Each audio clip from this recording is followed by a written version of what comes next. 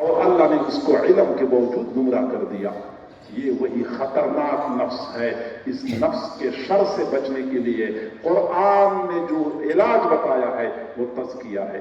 تفصیل کا وقت نہیں ہے. آپ حضرات اکثر سنتے ہیں ہم مشائخ سے, ہمارے حضرت جی رحمہ اللہ ہو نفس کے تزکیہ پر زور دیا کرتے تھے. قد افلح من زکاہا قد افلح من تزکا. حضور صلی اللہ علیہ وسلم کی بعثت کے اللہ تعالیٰ نے 4 مقاصد بیان فرمائے تھے.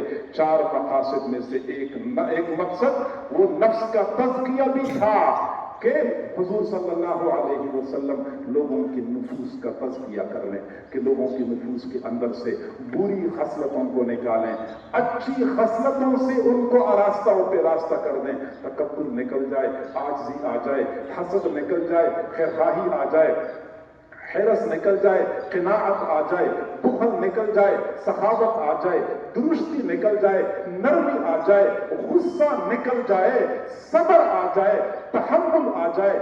یہ بری صفات نکل جائیں, اچھی صفات سے بندہ آراستہ پہ راستہ ہو جائے. اس کو کہتے ہیں نفس کا تزکیہ. اور اسی تزکیے کے لیے لوگ پھر مشائخ کی خانقاہوں میں جایا کرتے ہیں.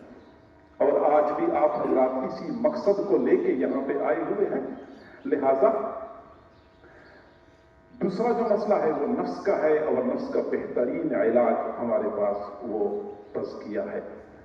اور تیسری رکاوٹ ہمارے لیے گرد و پیش کا ماحول ہے. آپ حضرات دیکھتے ہیں کو یہ کیفیت حاصل ہو جاتی ہے, ہر لمحہ اللہ کو یاد کرتے رہتے ہیں, وہ دنیا کے کام کاج میں لگے ہوتے ہیں, لیکن اس کے ساتھ ساتھ دل اللہ کے ساتھ جڑے ہوئے ہوتے ہیں. دل اللہ کے ساتھ جڑے ہوئے ہوتے ہیں. حضرت خواجہ مجدد الفسانی رحمت اللہ علیہ نے فرمایا کہ جب سالک کا دل ایک مرتبہ اللہ کی یاد پہ آ جائے, وہ 1000 سال تک تکلفاً کوشش کرتا رہے کہ میں تھوڑی دیر کے لیے اللہ کی یاد سے غافل ہو جاؤں, وہ غافل نہیں ہو سکتا. تکلفاً کوشش کرتا رہے, وہ اللہ کی یاد سے غافل نہیں ہو سکتا. بھلانا بھی چاہو بھلا نہ سکتے. دنیا والے کسی فانی مخلوق کی محبت میں گرفتار ہو جاتے ہیں, پھر آخرکار تھک جاتے ہیں, تنگ آ جاتے ہیں, کہتے جان چھڑانا چاہتا ہوں, کبھی میرے دل سے اس کی یاد نکل جائے. راتوں کی نیند اڑ چکی ہے, دن کا سکون ختم ہو چکا ہے, حضرت کوئی وظیفہ بتا دیں کہ اس کی یاد میرا پیچھا چھوڑ دے. بیچارے وہ بھلانا چاہتے ہیں, نہیں بھلا سکتے. اگر فانی مخلوق کی محبت بندے کو اس مقام تک پہنچا دیتی ہے تو اللہ کی پاکیزہ محبت کا کیا عالم ہوگا. حضرت عبداللہ استخری رحمت اللہ علیہ فرماتے ہیں, ہمارے حضرت جی رحمہ اللہ نے واقعہ سنایا کہ اللہ کی یاد میں ایک وقت ایسا آیا, ایسی کیفیت بن گئی کہ ذکر میں مدن, اور ایسی مستغرق ہو گئے کہ کھانے پینے کی طرف بھی التفات نہیں تھا. اب ایسی حالت میں کہ جب بندہ کھانے پینے کی طرف التفات نہ کرے, لوگ کھلانا چاہیں بندہ کھائے ہی نہ, لوگ پلانا چاہیں بندہ پیے ہی نہ, تو ایسی کیفیت میں بندے کی روح کے تو مزے ہوتے ہیں, لیکن جسم کمزور ہو رہا ہوتا ہے, نڈھال ہو رہا ہوتا ہے, کھانا پینا نہیں ملتا. 1 دن گزرا, 2 دن گزرے, 3 دن گزرے, طبیعت بہت کمزور ہو گئی. اب نماز میں کھڑا ہونا دشوار ہو گیا, روح مزے میں, جسم کمزور. سوچنے لگے کہ کم از کم اتنا یہ میرے استغراق کی کیفیت کم ہو جائے کہ میں کھانا پینا تو شروع کر دوں. کھانے پینے کو دل نہیں کرتا. کسی نے کہہ دیا کہ آپ شکار کے لیے چلے جائیں, کیونکہ حدیث شریف میں آتا ہے من اتبع الصید غفل, جو بندہ شکار کا پیچھا کرتا ہے تو وہ غفلت کا شکار ہو جاتا ہے. تو لہٰذا آپ شکار کے لیے چلے جائیں, تھوڑی دیر کے لیے کیفیت اعتدال پہ آ جائے گی. چنانچہ وہ شکار کے لیے چلے گئے, لیکن پھر بھی وہ کیفیت اسی طرح رہی. غلبہ حال تھا. غلبہ حال میں کہنے لگے اے اللہ, اے اللہ, اس بندے کے تمام گناہوں کو معاف کر دے جو مجھے ایک لمحے کے لیے تیری یاد سے غافل کر دے. اس بندے کے تمام گناہوں کو معاف کر دے جو مجھے ایک لمحے کے لیے تیری یاد سے غافل کر دے. گویا کہ پھر بندہ بھلانا بھی چاہتا ہے, نہیں بھلا سکتا. یہ دائم الذکر ہوتے ہیں, اور یہی دائمی ذکر شیطان سے بچنے کے لیے دائمی نسخہ ہے یا دائمی علاج ہے. पहला मसला तो हमारे लिए है शैतान का, दूसरा मसला है नफ्स का। और ये नफ्स बड़ा सरकश है, ये बड़ा खतरनाक है। नफ्स है क्या चीज? मेरे भाइयों, हर बंदे के बातिन में दो कुव्वतें हर वक्त बरसरे पैकार रहती हैं। एक खैर की कुव्वत है, एक शर की कुव्वत है। खैर चाहती है कि मैं इस बंदे में गालिब आ जाऊं, शर कहता है कि मैं गालिब आ जाऊं। ये दो कुव्वतें हर वक्त बरसरे पैकार रहती हैं। इनमें से जो शर की कुव्वत है, इसको हम नफ्स कहते हैं। ये शर का मंबा है, ये बुराइयों का महवर है। हर वक्त ये बंदे को अंदर अंदर से तहरीक देता है, बुराइयों की तरफ मुतवज्जे करता है। और ये नफ्स कितना खतरनाक है। हुजूर सल्लल्लाहु अलैहि वसल्लम जब भी खुतबा इरशाद फरमाते थे, फरमाया करते थे, वनऊज़ु बिल्लाहि मिन शुरूरि अनफुसिना। फरमाया करते थे, अल्लाहुम्मा आति नफ्सी तक़वाहा व ज़क्किहा अंत खैरु मन ज़क्काहा अंत वलियुहा व मौलाहा। अल्लाह मेरे नफ्स का तज़किया कर दे, अल्लाह मेरे नफ्स को पाक कर दे, क्योंकि आप ही बेहतरीन तज़किया करने वाले हैं। और ये वही नफ्स है जिसके बारे में हजरत यूसुफ अलैहिस्सलाम ने फरमाया, वमा उबर्रिउ नफ्सी इन्नन नफ्सा लअम्मारतुम बिस्सू। ये वही नफ्स है जिसके बारे में अल्लाह ताला ने हजरत दाऊद अलैहिस्सलाम को फरमाया, या दाऊद इन्ना जअलनाका। मैं बनना चाहता हूं लेकिन बन नहीं सकता। और कई मर्तबा नेक बनने की ये चाहत इतनी शदीद हो जाती है कि बंदा दिल ही दिल में फैसला करता है कि बस बहुत हो गई, अब मैं मजीद अपने अल्लाह को नाराज नहीं करता। मैं अपनी जिंदगी बदलना चाहता हूं, मैं अपनी जिंदगी का रुख अल्लाह की तरफ मोड़ना चाहता हूं। लेकिन जो ही वो अपने दिल में फैसला करता है, तो पहले कदम पे शैतान उसके दिल में ये बात डालता है कि तेरी कोशिश तो है, लेकिन तू नेक बन नहीं सकता। नेक बनना तेरे बस का रोग नहीं है। इस पुरफितन दौर में, नफ्स और शैतान के तसल्लुत के जमाने में नेक बनना मुमकिन ही नहीं है। और जो ही ये ख्याल हमारे दिल में आता है, तो हम पहले कदम पे मायूसी में मुब्तला हो जाते हैं और नेक बनने की कोशिश ही छोड़ देते हैं। मेरे भाइयों, ये एक हकीकत है कि ये 15वीं सदी है, ये फितनों का जमाना है, ये इल्हाद और लातिनियत का जमाना है, ये नफ्स की सरकशी और शैतान के तसल्लुत का जमाना है।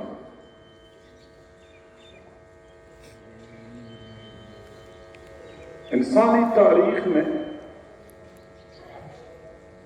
दुनिया का रोशन दौर वो हुजूर सल्लल्लाहु अलैहि वसल्लम का जमाना था, जब आप बनफ्स नफीस मौजूद थे। खैरु उम्मती करनी, खैरुल कुरून करनी। और जब आप सल्लल्लाहु अलैहि वसल्लम दुनिया से तशरीफ ले गए, तो हर गुजरते लम्हे के साथ खैर में कमी आती गई और शर बढ़ता गया। और ये शर इस कदर तेजी से उरूज पे आया कि हजरत अनस बिन मालिक रज़ी अल्लाह तआला अन्हु फरमाते हैं कि वमा नफज़ना अयदीना अन तुराब व इन्ना लफी दफन नबी सल्लल्लाहु अलैहि वसल्लम हत्ता अनकरना कुलूबना। अभी हमने हुजूर सल्लल्लाहु अलैहि वसल्लम को दफन करके अपने हाथ मट्टी से झाड़े नहीं थे कि हमने अपने दिलों में तगय्युर और तब्दीली महसूस कर ली। हज़रत अनस बिन मालिक रज़ी अल्लाह तआला अन्हु, ये वो जमाना था, अगरचे आप सल्लल्लाहु अलैहि वसल्लम दुनिया से तशरीफ ले गए, लेकिन हजरात सहाबा किराम मौजूद थे। हजरत अबू बकर सिद्दीक, हजरत उमर, ये हजरात मौजूद थे। फिर भी फरमाया हमने अपने दिलों में तगय्युर महसूस किया। حضرت زبیر بن عدی رحمہ اللہ مشہور تابعی ہیں،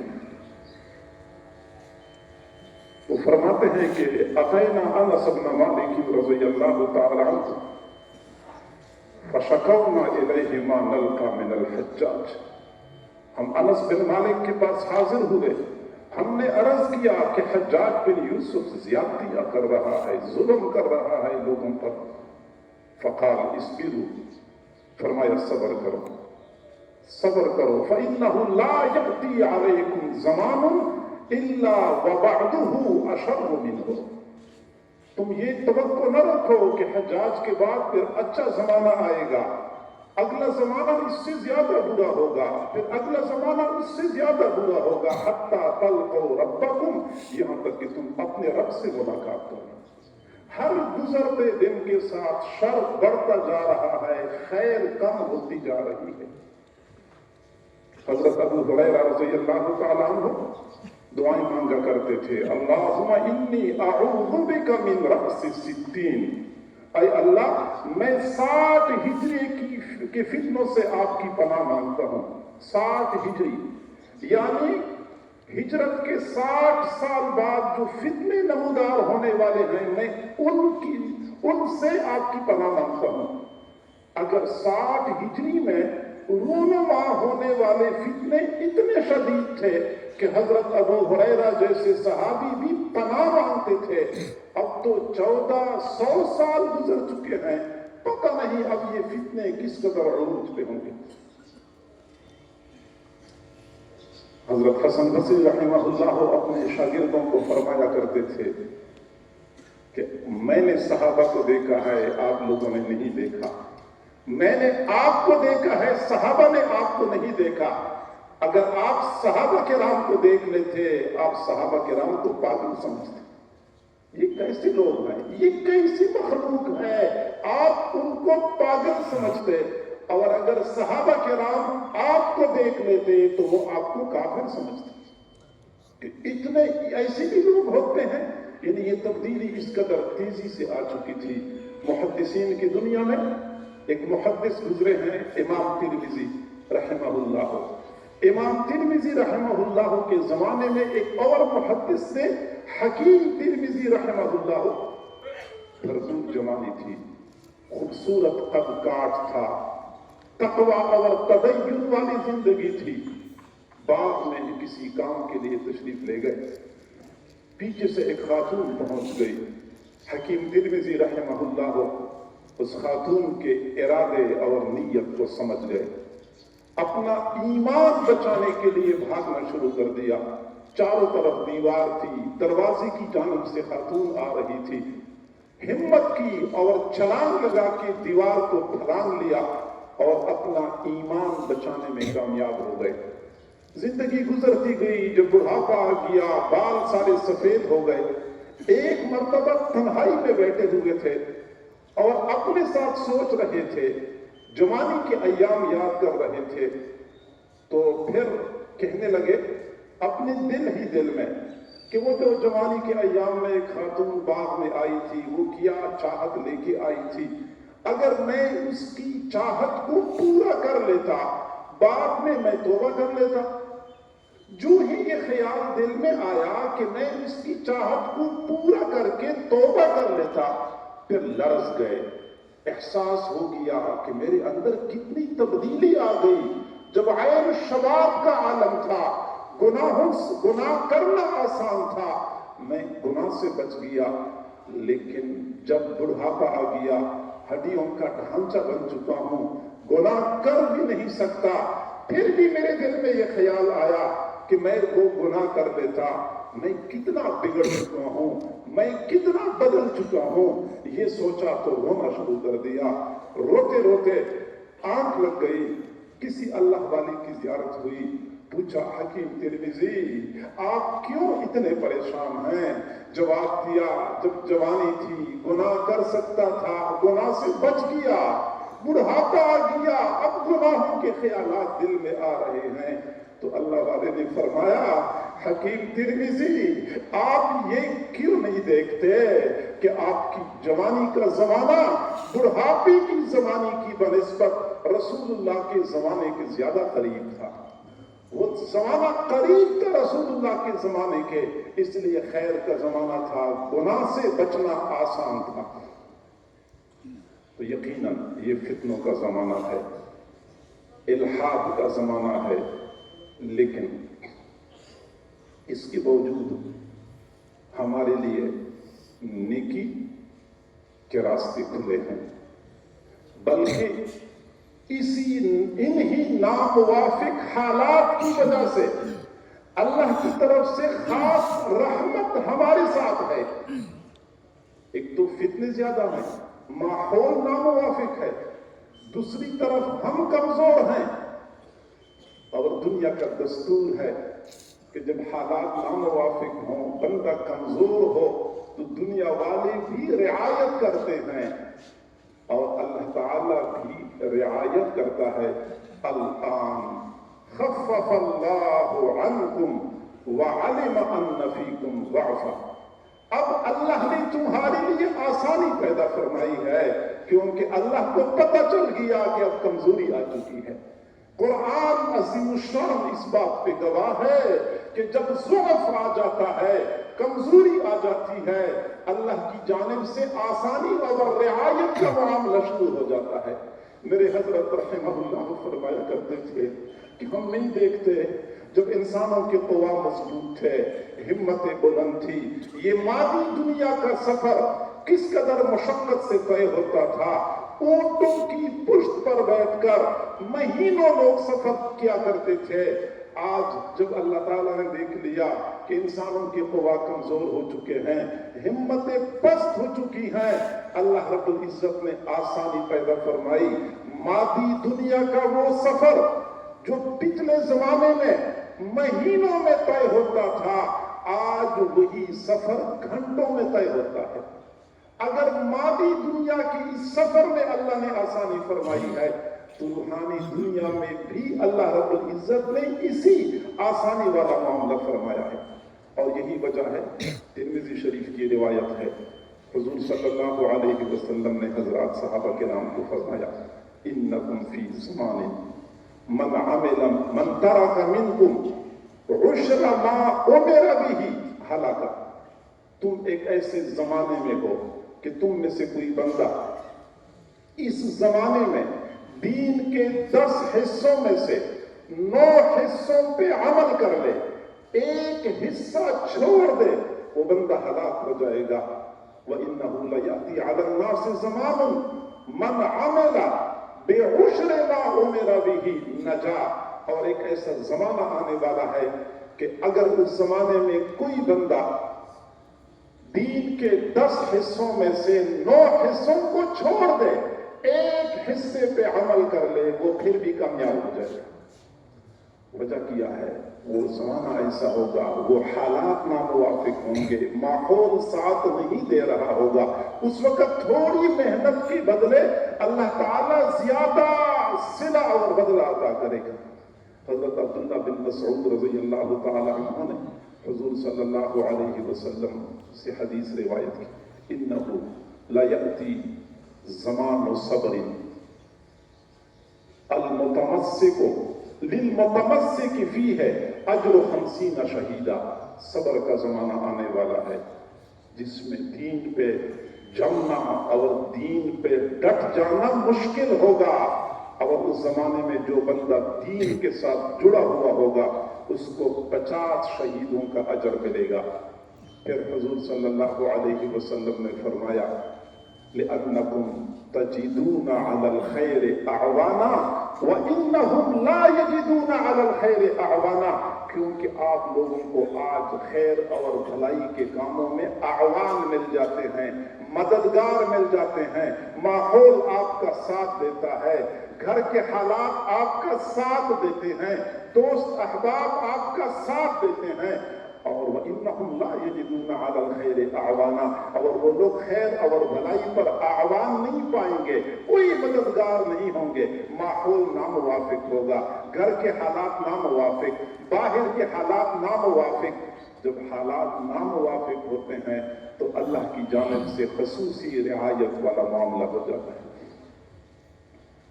हजरत मौलाना अहमद अली लाहौरी रहमतुल्लाह अलैह फरमाया करते थे कि मैं विलायत की जिस मकाम पे पहुंचा हूं, इस मकाम तक पहुंचते पहुंचते मुझे 40 साल लगे हैं।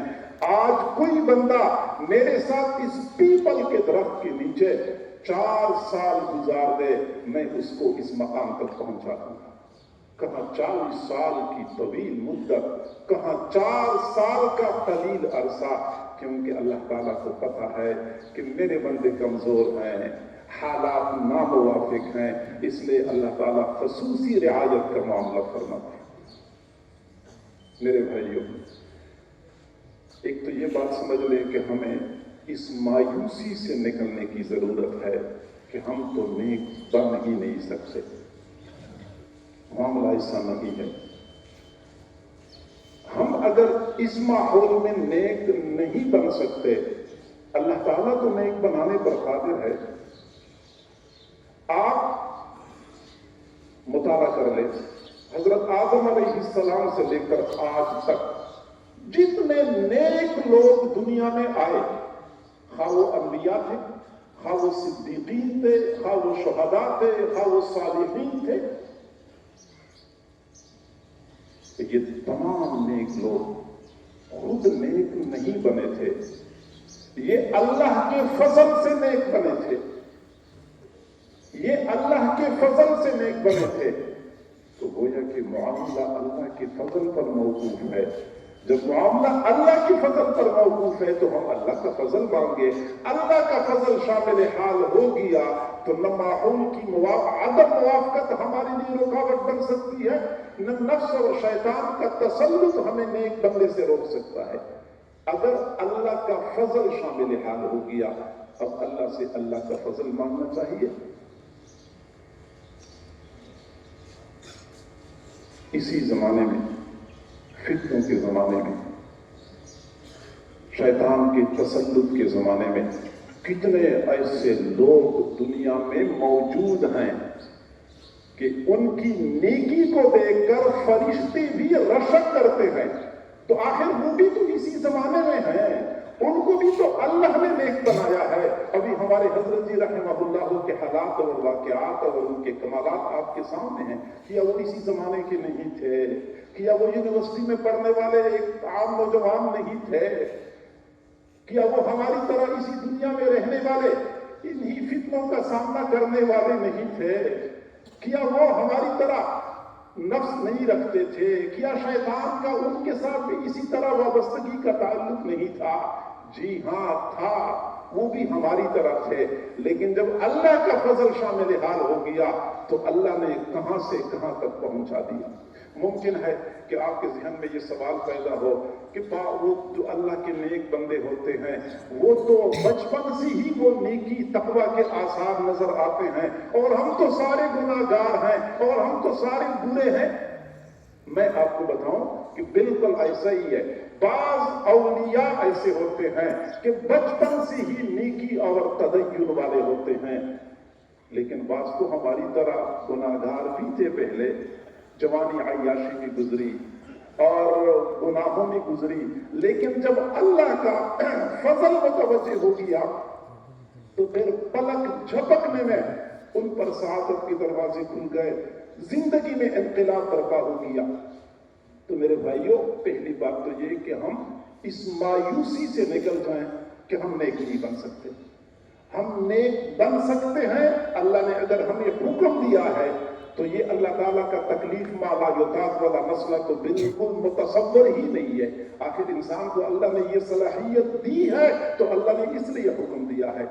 मायूसी से निकले। दूसरी बात यह है कि थोड़ा सा अपना मेयार कम कर दे। ये भी एक मसला है कि हमारे यहाँ नेक बनने का मेयार ही कुछ ऐसा है कि वहां तक पहुंचना हमारे लिए मुमकिन नहीं होता, फिर हम मायूसी का शिकार हो जाते हैं। हमारे यहाँ नेक बनने का मेयार ये है कि बंदा बिल्कुल मासूम बन जाए, कभी गुनाह ही ना हो, कभी निगाहें गलत इस्तेमाल ही ना हो, कभी वो अल्लाह से गाफिल ही ना हो, کبھی اس کی زبان سے غلط لفظ ہی نہ نکلے، گویا کہ اگر مکمل معصوم ہے تو ہم اس کو نیک سمجھتے ہیں۔ اس لیے پھر جب سالکین کی کہیں بدنگاہی ہو جاتی ہے تو مایوس ہو جاتے ہیں، کہیں زبان سے غلط لفظ نکلتا ہے تو مایوسی کا شکار ہوتے ہیں کہ ہم تو لگتا ہے کہ ٹھیک ہو ہی نہیں سکتے۔ اور بعض لوگ اڑنے کے چکر میں ہوتے ہیں کہ کہیں ہوا میں اڑنا ہوگا تو پھر ہم اللہ کی ولی سمجھیں گے اپنے آپ کو۔ تو میں نے عرض کیا کہ معیار کم کر دے، وجہ یہ ہے کہ 15ویں صدی ہے، 15ویں صدی ہے جب ہم الحمدللہ اللہ کے فضل و کرم سے دین اسلام کے 5 بڑے بڑے ارکان ان کو پورا کر رہے ہیں، بڑے بڑے گناہوں سے بچ رہے ہیں، اللہ کے فضل اور کرم سے شراب نہیں پیتے، قتل مقاتل نہیں کرتے، ڈاکے نہیں ڈالتے، زناکاریاں نہیں کرتے، چوریاں نہیں کرتے، تو بس پھر ہمیں سمجھنا چاہیے کہ اللہ نے ہماری اوپر فضل فرمایا ہوا ہے اور ہمیں نیکی تقوی والی زندگی عطا کی ہوئی ہے۔ میرے بھائیو، میں مانتا ہوں کہ بعض سالکین بالکل بے حس ہو جاتے ہیں۔ بے حس کا یہ معنی ہے کہ گناہ پہ گناہ ہو رہے ہوتے ہیں، پرواہ نہیں کرتے۔ یہ بے حس ہونا یہ بھی بیماری ہے، اور حد درجے زیادہ حساس ہونا یہ بھی بیماری ہے، انسانی جلد ہے۔ اگر بالکل بے حس ہو جائے بیماری، اگر زیادہ حساس ہو جائے یہ پھر بھی بیماری ہے، بلکہ اعتدال کے ساتھ بندے کو زندگی گزارنی چاہیے۔ میرے بھائیو، ہمیں یہ سوچنا چاہیے کہ ہم اللہ تک پہنچنا چاہتے ہیں، ہم اللہ سے واصل ہونا چاہتے ہیں، لیکن ہمارے سامنے رکاوٹیں ہیں۔ پہلے ہم ان رکاوٹوں کو سمجھیں اور پھر ان رکاوٹوں سے بچنے کے طریقے کو سمجھیں، پھر اللہ تک پہنچنا کوئی دشوار نہیں رہے گا۔ ہمارے سامنے 3 چیزیں زبردست رکاوٹ ہیں۔ سب سے پہلے ہمارا گرد و پیش کا ماحول رکاوٹ، دوسرا شیطان رکاوٹ، تیسرا ہمارا نفس رکاوٹ۔ کسی بھی بندے کے اللہ تک پہنچنے میں یہی 3 رکاوٹیں ہیں: گرد و پیش کا ماحول رکاوٹ، شیطان رکاوٹ، نفس رکاوٹ۔ اور اللہ رب العزت نے دنیا میں کوئی ایسا مسئلہ پیدا نہیں کیا جس کا کوئی حل نہ ہو، کوئی ایسی بیماری نہیں ہے جس کے لیے اللہ نے دوا پیدا نہیں کی ہو۔ لِكُلِّ فِرْعَوْنٍ مُوسَىٰ، ہر فرعون کے لیے اللہ رب العزت نے موسیٰ کو وجود عطا فرمایا ہے۔ تو ان 3 رکاوٹوں سے بچنے کا بھی اللہ تعالیٰ نے ہمیں حل بتایا ہے۔ میں پہلے بات کرتا ہوں شیطان کے حوالے سے۔ شیطان ہمارا بڑا دشمن، بدمعاش بھی ہے، بدنام بھی ہے، اور واقعی اس نے دنیا میں فساد برپا کر رکھا ہے۔ فرشتوں کی جماعت میں تھا، لیکن اصل جنات کے خاندان میں سے ہے، کان من الجن۔ اور جب اس محروم القسمت نے حضرت آدم علیہ السلام کے سامنے سجدہ نہیں کیا تو اللہ تعالیٰ نے فرمایا فَاخْرُجْ مِنْهَا فَإِنَّكَ رَجِيمٌ، نکل جا میرے دربار سے، تو مردود ہے۔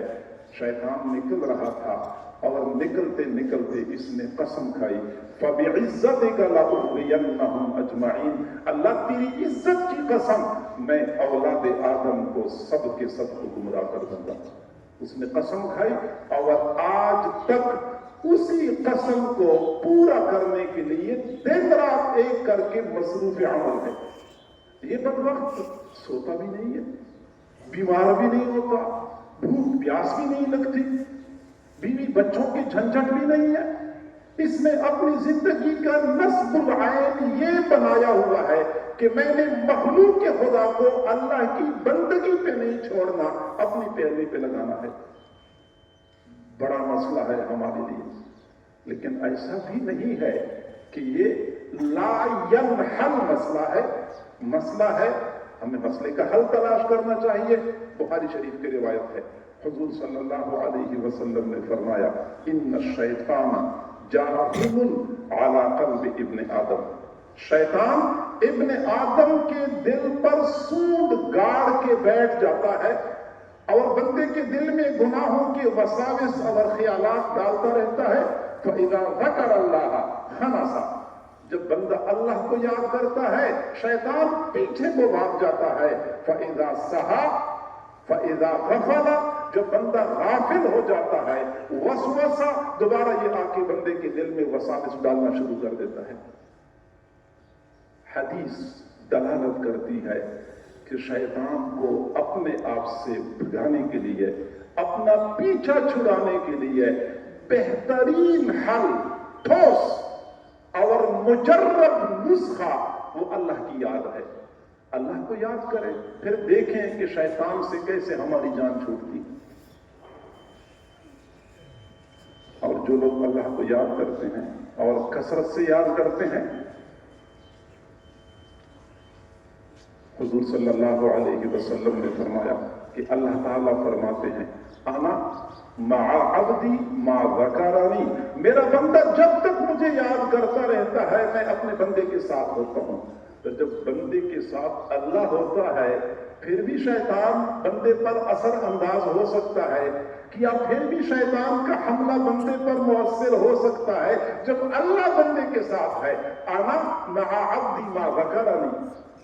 اور یہی وجہ ہے کہ حضور صلی اللہ علیہ وسلم کے بارے میں حضرت عائشہ صدیقہ رضی اللہ تعالیٰ عنہ فرماتی ہیں کان النبی صلی اللہ علیہ وسلم یذکر اللہ فی کل احیانہ.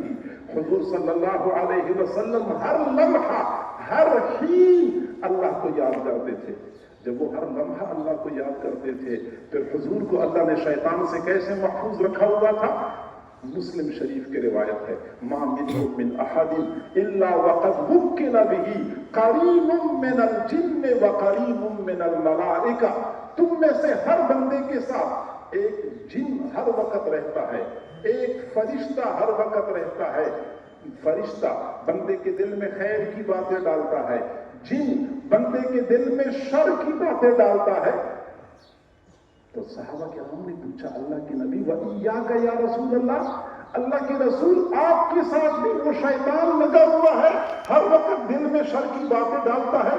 قال وَإِيَّايَ وَلَكِنَّ اللَّهَ أَعَانَنِي عَلَيْهِ فَأَسْلَمَ فَلَا يَأْمُرُنِي إِلَّا بِالْخَيْرِ. بالکل میرے ساتھ ہی وہ شیطان لگا ہوا ہے لیکن اب وہ مسلمان ہو گیا ہے اب وہ مجھے صرف اور صرف خیر کی باتیں بتاتا ہے وہ میرے دل میں شر کی باتیں نہیں بتاتا. چونکہ حضور صلی اللہ علیہ وسلم ہر لمحہ اللہ کو یاد کرتے تھے اور اللہ کو یاد کرنے کی بدولت حالت یہ بن گئی تھی کہ ان کے ساتھ جو شیطان مسلط کیا گیا تھا وہ ڈیوٹی لگائی گئی تھی وہ شیطان بھی مسلمان ہو گیا. فَأَسْلَمَ فَلَا يَأْمُرُنِي إِلَّا بِالْخَيْرِ. وہ مجھے صرف خیر کی باتیں بتاتا. تو ذکر کی کثرت شیطان کے شر سے بچنے کا سب سے مؤثر طریقہ ہے اور یہی وجہ ہے کہ جب بھی شیطان لوگوں پر غلبہ حاصل کرتا ہے وہ لوگوں کو اللہ کی یاد سے غافل کر دیتا ہے. اور جب بھی کوئی بندہ اللہ کی یاد سے غافل ہو جاتا ہے شیطان ان پر مسلط ہو جاتا ہے. وَمَنْ يَعْشُ عَنْ ذِكْرِ الرَّحْمَنِ نُقَيِّضْ لَهُ شَيْطَانًا فَهُوَ لَهُ قَرِينٌ. جو بندہ رحمان کی یاد سے غافل ہو گیا ہم ان پر شیطان کو مسلط کر دیتے ہیں. شیطان مسلط ہو جاتا ہے جب بندہ اللہ کی یاد سے غافل ہو جاتا ہے. اور شیطان کا یہی طریقہ ہے دنیا کا دستور ہے ایک دشمن دوسرے دشمن پہ قابو پا لیتا ہے تو سب سے پہلا کام کہ اس کے ہاتھ سے مہلک ہتھیار چھین لیتا ہے. ہینڈز اپ. ہینڈز اپ کا یہی معنی ہوتا ہے کہ ہاتھ کھڑے کر دو ہتھیار پھینک دو کیونکہ پتہ ہوتا ہے کہ اگر اس کے پاس ہتھیار ہیں تو یہ کسی وقت بھی مجھے نقصان پہنچا سکتا ہے. شیطان کا بھی یہی طریقہ ہے کہ جب بھی بندوں پر اپنا غلبہ حاصل کرتا ہے وہ سب سے پہلے ان کو اللہ کی یاد سے غافل کر دیتا ہے. استحوذ علیہم الشیطان فانساہم ذکر اللہ. شیطان نے ان پر غلبہ حاصل کر لیا اور پھر شیطان نے ان کو اللہ کی یاد سے غافل کر دیا. شیطان غلبہ حاصل کرتا ہے پھر اللہ کی یاد سے غافل کر دیتا ہے. پھر فرمایا اولئک حزب الشیطان. یہی شیطان کی جماعت ہے. گویا کہ یہ بندہ شیطان کی جماعت کا ممبر اور رکن بن جاتا ہے. الا ان حزب الشیطان هم الخاسرون. شیطان کی جماعت خسارے اور گھاٹے میں ہے. جن کے اوپر شیطان نے غلبہ حاصل کیا، شیطان نے ان کو اللہ کی یاد سے غافل کر دیا، اللہ کی یاد سے غافل ہو گیا، پھر وہ شیطان کی جماعت کا ممبر بن گیا۔ الا اولئک حزب الشیطان، یہ شیطان کی جماعت ہے، الا ان حزب الشیطان هم الخاسرون۔ گویا کہ اللہ کی یاد سے غافل ہونا کس قدر خساری کی بات ہے کہ بندہ رحمان کی جماعت سے نکل کر شیطان کی جماعت میں شامل ہو جاتا ہے۔ اور نیک لوگ جب بھی کوئی شیطانی وسوسہ دل میں آتا ہے فوراً اللہ کو یاد کرتے ہیں۔ ان الذین اتقوا اذا مسهم طائف من الشیطان تذکروا فاذا هم مبصرون۔ وہ تقوی والے جب بھی دل میں گناہوں کا خیال آتا ہے شیطان کی طرف سے فوراً اللہ کی یاد کی طرف متوجہ ہو جاتے ہیں۔ فاذا هم مبصرون، ان کی آنکھیں کھل جاتی ہیں کہ یہ تو شیطانی خیال تھا، یہ تو گناہوں کی طرف مجھے لے کے جا رہا تھا۔ تو نیک لوگ جو ہی دل میں کوئی گناہوں کا وسوسہ محسوس کرتے ہیں فوراً اللہ کی طرف متوجہ ہو جاتے ہیں۔ اللہ کی یاد کے ذریعے شیطان کو بھگایا جا سکتا ہے، شیطان کے خطرات اور خدشات سے اپنے آپ کو بچایا جا سکتا ہے۔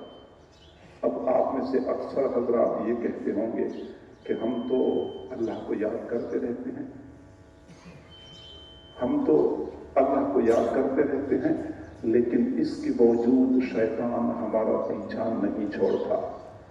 ہم تو اتنی مرتبہ سبحان اللہ پڑھتے ہیں، اتنی مرتبہ لا الہ الا اللہ پڑھتے ہیں، اتنی مرتبہ تسبیح پڑھتے ہیں، تو تیسرا کلمہ پڑھتے ہیں۔ تو میرے بھائیوں بات سمجھ لیں کہ شیطان کا حملہ بندے کے دل پہ ہوتا ہے۔ ہم ذکر زبان سے کرتے ہیں، شیطان کا حملہ بندے کے دل پہ ہوتا ہے۔ شیطان اثر زبان پہ نہیں ڈالتا، شیطان بندے کے دل پہ اثر ڈالتا ہے، اور ہم زبان سے ذکر کر رہے ہوتے ہیں۔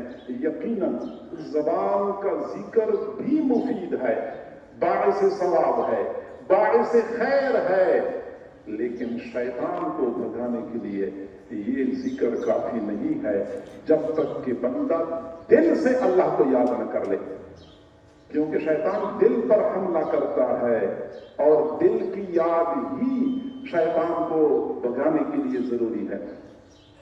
حضرت جنید بغدادی رحمہ اللہ نے فرمایا، حضرت شیخ الحدیث مولانا محمد زکریا رحمۃ اللہ علیہ نے فضائل ذکر میں یہ واقعہ نقل کیا ہے۔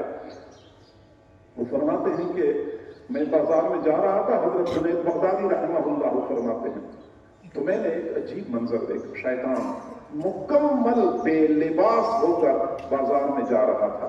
میں نے کہا تجھے شرم نہیں آتی؟ اتنے سارے مرد موجود ہیں تو ان کے سامنے بے لباس پھر رہا ہے۔ شیطان نے کہا یہ مرد ان کو تو میں ایسے لمحے بھر میں ایسے گمراہ کر دوں کہ ان کو پتہ بھی نہ چلے۔ آپ نے اگر مرد دیکھنے ہیں تو آپ جائیں، شنیزیا کی جامع مسجد میں کچھ حضرات بیٹھے ہوئے ہیں، وہ اصل مرد ہیں جنہوں نے میرے ذکر کے ٹکڑے کر دیے ہیں، میرے سینے کو چھلنی کر دیا ہے۔ فرماتے ہیں کہ میں نے سوچا کہ شنیزیا کی جامع مسجد میں کیسے لوگ ہیں۔ میں جب وہاں پہ گیا تو میں نے دیکھا کہ اس مسجد میں کچھ حضرات تھے جنہوں نے اپنے سر جھکائے ہوئے تھے اور مراقبے کی حالت میں بیٹھے ہوئے تھے، وہ مراقبہ کر رہے تھے۔ جو ہی میں اندر داخل ہو گیا، ان میں سے کسی نے اپنا سر اٹھا لیا، میری طرف دیکھا اور پھر کہنے لگا کہ اللہ کے بندے، اس خبیث کی باتوں سے دھوکہ نہ کھانا، اس خبیث کی باتوں سے دھوکہ نہ کھانا۔ گویا کہ ان کو یہ بھی پتا چل گیا کہ شیطان سے کیا مکالمہ ہو چکا ہے، اور ایسا نہ ہو کہ ہمارا راز فاش ہو جائے۔ تو اللہ کی یاد، وہ یاد جو دل سے ہو، یہ پھر شیطان کو بھگانے کے لیے زیادہ مؤثر ہے۔ اور یہ دل کی یاد یا تو مراقبہ ہے یا پھر وقوف قلبی ہے۔ مراقبہ جو ہم کہتے ہیں کہ دل اللہ اللہ کرتا ہے، اور کئی مرتبہ لوگ پوچھتے ہیں کہ یہ دل بھی اللہ اللہ کرتا ہے؟ جی ہاں، جیسے زبان اللہ اللہ کرتی ہے ایسے ہی دل بھی اللہ اللہ کرتا ہے۔ ہاں، یہ ایک اور اصول ہے کہ زبان उस वक्त तक अल्लाह अल्लाह नहीं करती जब तक किसी और जबान से सीख न ले। छोटा बच्चा होता है, माँ उसको सिखाती है, बोलो बेटा अल्लाह अल्लाह अल्लाह, तो बच्चा अपनी तोतली जबान से अल्लाह अल्लाह बोलता है। तो ये बच्चे की जबान माँ की जबान से सीखती है, फिर वो बच्चे की जबान अल्लाह अल्लाह कहती है। ऐसे ही दिल भी दूसरे दिल से सीखता है। करीब जलते हुए दिल के अपना दिल कर दे, करीब जलते हुए दिल के अपना दिल कर दे। ये आग लगती नहीं है, लगाई जाती है। ये दिल जब जाकिर दिल के साथ पैवस्त हो जाता है तो फिर ये दिल अल्लाह अल्लाह कहना शुरू कर देता है। आप लोगों ने देखा नहीं, आज की जदीद साइंस ने बहुत सारे मसाइल समझने हमारे लिए आसान कर दिए हैं। मोबाइल एक बेजान आला है। एक बंदा यहां से इस मोबाइल को कनेक्ट करता है, हजारों मील दूर एक और बेजान मोबाइल के साथ यहां से जो कुछ बोलता है, अगला मोबाइल वही कुछ बोल रहा होता है। अगर दो बेजान आले आपस में जुड़ जाते हैं, एक आले से निकलने वाली आवाज हजारों मील दूर दूसरे आले तक पहुंच जाती है और अगले आले से भी वही आवाज निकलना शुरू हो जाती है। कि ऐसा मुमकिन नहीं है कि शेख के दिल से जो अल्लाह अल्लाह की आवाज जाती है, शेख के दिल के साथ कोई बंदा अपने दिल को जोड़ता है तो मुरीद के दिल से भी अल्लाह अल्लाह की आवाज निकलना शुरू हो जाए। तो दिल दूसरे दिल से सीखता है, जबान दूसरी जबान से सीखती है। तो एक तो हमें चाहिए कि वो वक़ूफ़ क़ल्बी और मुराक़बे का एहतमाम करें। सालिकीन पूछते हैं कि मुराक़बा अफजल है या वक़ूफ़ क़ल्बी अफजल है। आमतौर पे लोग मुराक़बे को ज़्यादा अफजल समझते हैं, जबकि हकीकत ये है कि वक़ूफ़ क़ल्बी ज़्यादा फजीलत रखता है। मुराक़बा वज़कुर इस्म रब्बिक, वक़ूफ़ क़ल्बी वज़कुर रब्बक, वज़कुर रब्बक, अपने रब को याद करो। मेरे हज़रत फरमाया करते थे कि बराह रास्त अल्लाह की तरफ ध्यान देना होता है, दरमियान में अल्लाह अल्लाह का तसव्वुर नहीं करना होता, बराह रास्त अल्लाह की तरफ ध्यान देना होता है। ये है वक़ूफ़ क़ल्बी। और मुराक़बे में बंदा आंखें बंद करके बैठता है कि मेरा दिल कह रहा है अल्लाह अल्लाह अल्लाह। तो मुराक़बे में लफ्ज़ अल्लाह की तरफ ध्यान देना होता है, वक़ूफ़ क़ल्बी में अल्लाह की तरफ ध्यान देना होता है। मेरे हज़रत जी रहमहुल्लाह, हज़रत शिबली रहमहुल्लाह के वाक़यात बयान किया करते थे कि वो अल्लाह के नाम के आशिक थे, अल्लाह के नाम के दीवाने थे। जब कोई बंदा उनके सामने अल्लाह का नाम लेता था तो वो अपनी जेब से गुड़ की डली निकालते थे, उसके मुंह में डाला करते थे। तो लोगों ने कहा कि ये लोग दिल से तो अल्लाह का नाम नहीं लेते, सिर्फ गुड़ की डली खाने के लिए आपके सामने अल्लाह का नाम ले लेते हैं। उन्होंने फरमाया कि ये हकीकत में अल्लाह का नाम लेते हैं या फकत जबान से अल्लाह का नाम लेते हैं। लेते तो मेरे महबूब का नाम है। जो जुबान मेरे महबूब का नाम ले, जिन होंठों से मेरे महबूब का नाम निकले, जिस मुंह से मेरे महबूब परवरदिगार का नाम निकले, मैं उस मुंह को गुड़ से न भर दूं तो और क्या करूं। अल्लाह रब्बुल इज्जत ने फरमाया, शिबली शिबली कब तक मेरे नाम में उलझे रहोगे, मेरी जात की तरफ कब मुतवज्जे होगे, कब तक मेरी नाम में उलझे रहोगे, मेरी जात की तरफ कब मुतवज्जे होगे। जी हाँ, शुरू में बंदा अल्लाह के नाम को रट रट के रूहानी तरक्की हासिल करता है, फिर एक वक्त वो भी आ जाता है कि जिक्र का सिलसिला रुक जाता है, फिर फिक्र का सिलसिला शुरू हो जाता है। अक्सर हजरात हैं जिनको पता है कि हमारे सिलसिले में कुछ असबाब ऐसे हैं, गोया कि 9 असबाब, शुरू के 9 असबाब जिक्र के हैं, आगे फिर सारे असबाब फिक्र के शुरू हो जाते हैं। वहां पर ये अल्लाह अल्लाह बोलना ये भी मतरूक हो जाता है। एक वक्त ऐसा आ जाता है, तो लिहाजा वक़ूफ़ क़ल्बी का एहतमाम करें, मुराक़बे का एहतमाम करें, शैतान के शर से बचना हमारे लिए आसान हो जाएगा। आज लोग जिक्र नहीं करते। जिक्र के हवाले से 4 तरह के लोग हैं इस दुनिया में। एक تو وہ لوگ ہیں جن کو ہم عدیم الذکر کہتے ہیں.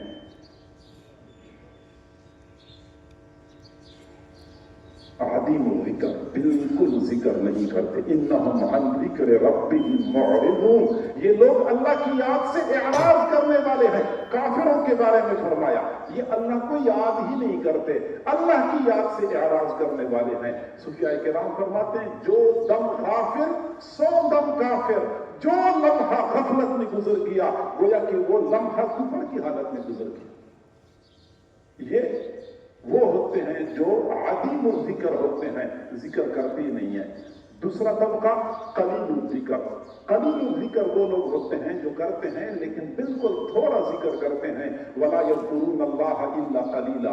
معذرت کے ساتھ میں عرض کروں، قرآن مجید میں اللہ تعالیٰ نے یہ منافقین کی نشانی بتائی ہے کہ تھوڑا ذکر کرتے ہیں. 5 منٹ کا مراقبہ اور 6 منٹ کا مراقبہ اور 10 منٹ کا مراقبہ.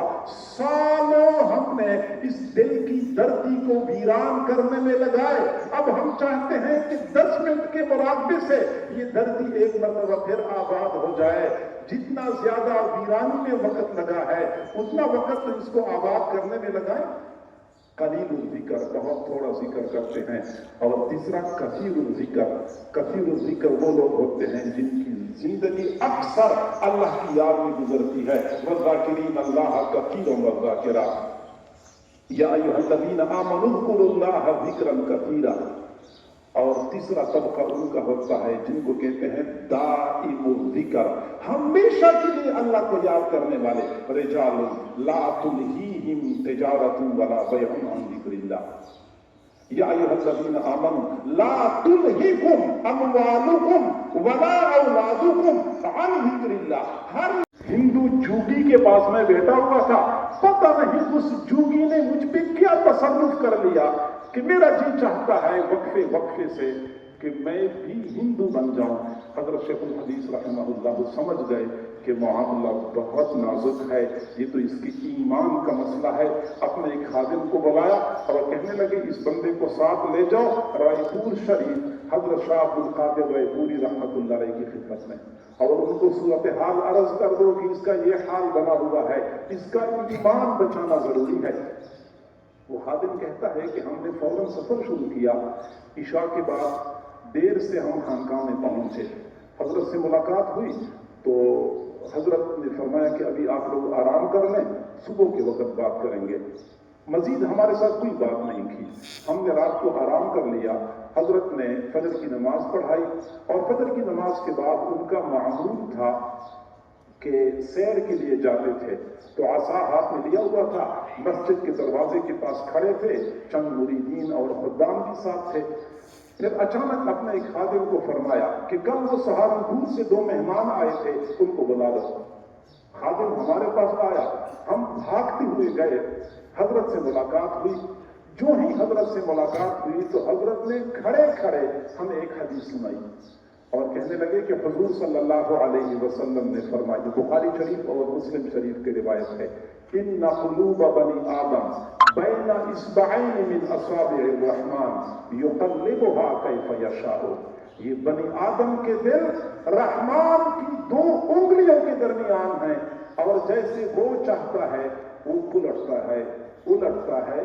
ایسی انگلیوں سے اشارہ کر دیا، یقلبها کیف یشاء، جیسے وہ چاہتا ہے لوگوں کے دلوں کو الٹتا پلٹتا ہے. پھر فرمایا کہ اب تم واپس چلے جاؤ. وہ خادم کہتا ہے کہ میں اتنا پریشان ہو گیا کہ اس بندے کا ایمان خطرے میں ہے، اتنا دور کا سفر کر لیا. حضرت نے ہم سے کچھ پوچھا بھی نہیں کہ تم کیوں آئے ہو، مسئلہ کیا ہے، اور ایسی ہی ہمیں ایک حدیث سنا دی اور کہتے ہیں کہ تم واپس چلے جاؤ. لیکن حکم تھا، ہم واپس روانہ ہو گئے. میں بڑا مایوس تھا. تھوڑا سا دور آگے چلے گئے. وہ ساتھی مجھے کہنے لگا کہ پتہ نہیں حضرت نے کیا کر دیا، جب ایسی انگلیوں سے اشارہ کر دیا یقلبها کیف یشاء، مجھے یہ محسوس ہو گیا جیسے میرا دل ایسی الٹ گیا اور جو میل کو چین تھی، جو گند بھرا ہوا تھا، سارا کچھ باہر نکل گیا. دل صاف ستھرا ہو گیا. ایک اشارے کے ساتھ لوگوں کے دلوں کو بدلنے والے اور پھر ان کو کفر کے گڑھے کے کنارے سے पीछे खींचने वाले और हिफाजती हिसार मुहैया करने वाले ये अल्लाह वाले हुआ करते हैं। हमारे हज़रत जी रहमहुल्लाह हज़रत मुर्शिद आलम रहमतुल्लाह अलैह का एक वाक़या सुनाया करते थे। बरतानिया में जो उनके अपने एक खलीफा थे, हज़रत मुर्शिद आलम रहमतुल्लाह अलैह के खलीफा, और उनका अपना एक बेटा था जो कि यूनिवर्सिटी के माहौल में गया तो इल्हाद और कुफर की तरफ चला गया, दीन का इनकार कर दिया, अल्लाह की वजूद का इनकार कर दिया, कुरान और नबी का इनकार कर लिया। हजरत मुर्शिद आलम रहमतुल्लाह अलैह वहां तशरीफ ले गए तो वो खलीफा साहब परेशान थे, उनकी अहलिया परेशान थी। हमारा एक ही बेटा, गलती हमारी है कि हमने उनको यूनिवर्सिटी के माहौल में भेजा, यूनिवर्सिटी के माहौल में तो वो इस्लाम को भी खैरबाद कह गया, अल्लाह की वजूद को भी नहीं मानता। हजरत मुर्शिद आलम रहमतुल्लाह अलैह ने फरमाया कि अपने बेटे से कह दो कि वो मुझसे बैअत कर लें। वो खलीफा साहब ने कहा कि वो क्या आपसे बैअत करे, वो तो अल्लाह की वजूद को भी नहीं मानता, वो अल्लाह वालों को कहाँ मानता है। हजरत मुर्शिद आलम रहमतुल्लाह अलैह ने फरमाया अच्छा फिर आप ऐसा कर ले कि जब वो खाने का वक्त हो जाए तो खाना अपने बेटे के हाथों भेजा करो, वो मेरे साथ कुछ देर के लिए बैठा करे। वालिद ने अपने बेटे से कहा कि बेटा हजरत इतना दूर से तशरीफ ला चुके हैं, मेहमान हैं, लिहाजा आप हजरत के पास कुछ देर के लिए बैठ जाया करें। उसने कहा हजरत तुम्हारे होंगे, मेरा कोई हजरत नहीं है, मैं तो अल्लाह की वजूद का भी मुनकिर हूं, मैं तो कुरान को भी नहीं मानता, तुम्हारे अल्लाह वाले तुम संभाल लो, मुझसे ये अल्लाह वालों की खिदमत नहीं होती।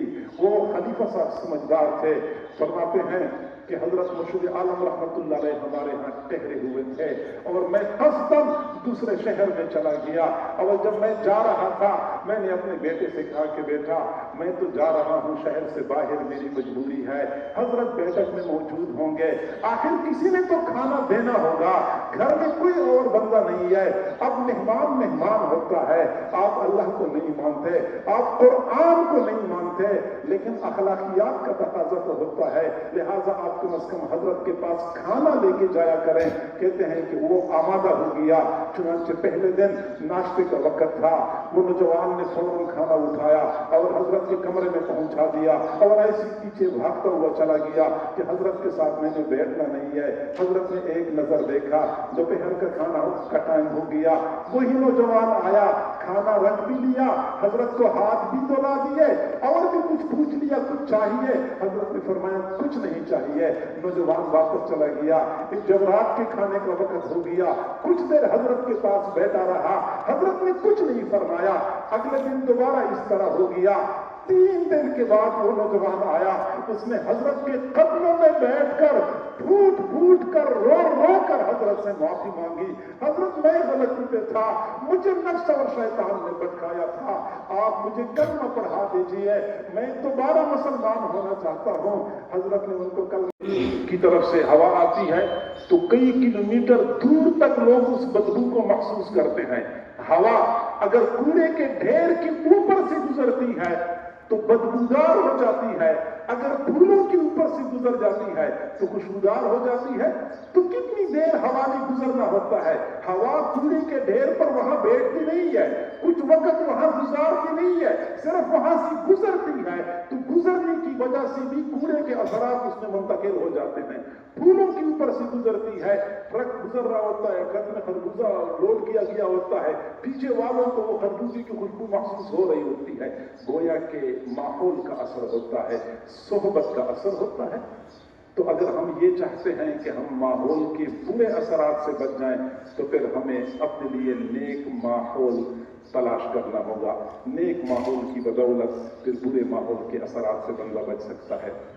तो या तो हमारे लिए शैतान रुकावट है, इस रुकावट से बचने के लिए अल्लाह की याद, या हमारे लिए नफ्स रुकावट है, उसका इलाज वो तज़किया है, या फिर हमारे लिए बुरा माहौल रुकावट है और बुरे माहौल का इलाज फिर अच्छा माहौल तलाश करना है। अब आप सोचते होंगे कि 3 चीजें हैं, 3 मसाइल हैं और 3 मसाइल के 3 हल हैं। अब ये हम कहाँ तलाश करते रहेंगे कि एक हल उधर है, एक मशरिक में है, एक मगरिब में है, एक शिमाल में है, एक जुनूब में है, हम कहाँ कहाँ फेरते रहेंगे। हमें तो कोई ऐसा तरीका बताओ कि एक ही छत के नीचे हमें सारे हल आसानी से दस्तयाब हों। आप हजरात को पता है आजकल लोग खरीदारी करते हैं तो कहते हैं एक ही छत के नीचे जिंदगी की तमाम तर जरूरियात मुयस्सर हैं। तो ऐसी कोई जगह बता दे तो ऐसी जगह खानकाह है। खानकाह में आपको जिक्र का माहौल भी मिलेगा, खानकाह में आपको तज़किया भी मिलेगा, खानकाह में आपको नेक लोगों की सोहबत भी मिल जाएगी। तीनों रुकावटों का हल एक ही खानकाह में, एक ही छत के नीचे आपके लिए दस्तयाब है। हम अगर चाहते हैं कि हम नेक बन जाएं, फिर हम देर न करें। जज्बा हम सबके दिलों में है। आप हज़रात जो तशरीफ ला चुके हैं, कोई भी माल पैसा कमाने के लिए नहीं आया, कोई भी दुनियावी फायदा हासिल करने के लिए नहीं आया, अल्लाह की रजा को पाने के लिए, जिंदगी में इनक़िलाब बर्पा करने के लिए आप हज़रात यहाँ पे आए हैं।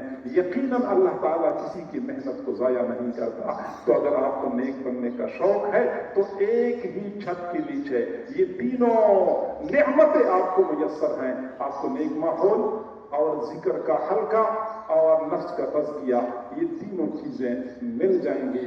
और एक वक्त था और आज भी अल्हम्दुलिल्लाह बाज़ जगहों पे ये सिलसिला नजर आता है कि लोग मशाइख की खानकाहों में जाते हैं।